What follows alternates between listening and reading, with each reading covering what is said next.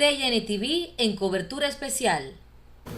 Thank you very much to Venture Club. Thank you also to the City of Knowledge and BIZ.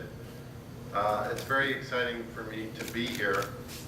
I am actually on the end of a three-country swing through Latin America. We started in Argentina, went to Colombia, and now here in Panama, and tomorrow I'm going back to Israel.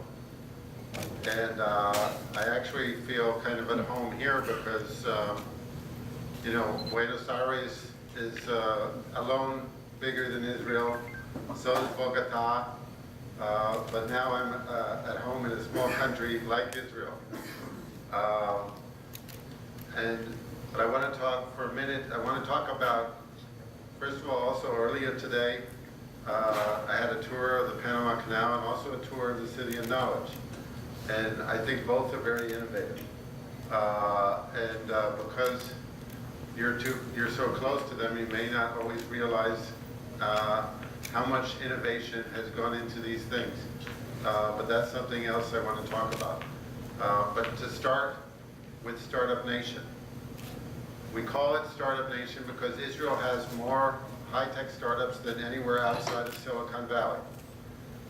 And probably the best measure of startups as a group is whether they're able to attract investment, because the venture capital funds, the venture capital business of investing in startups is a global business, and it's looking for, it doesn't really care where it invests, it doesn't care which country.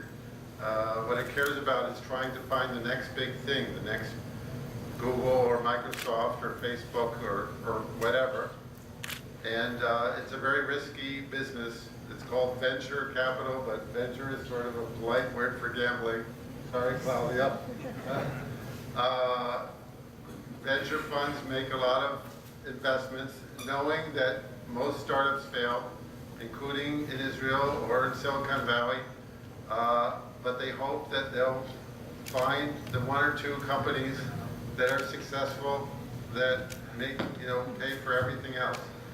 So it's significant that Israel, in the global venture capital world, receives 2.5 times as much venture capital per capita as the United States, 30 times as much as Europe.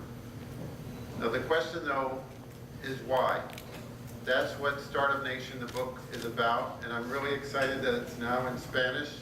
And particularly this Latin American edition, which is the first that has a prologue or forward by two presidents, the President of Colombia and the President of Israel. And so that most of the book is the question, why? Why Israel? Why not somewhere else? What's different? And it ends up being a story. We tell lots of stories in the book. It ends up being a story about culture, about history, about all sorts of things that don't seem like they have much to do with business, but it turns out that they do.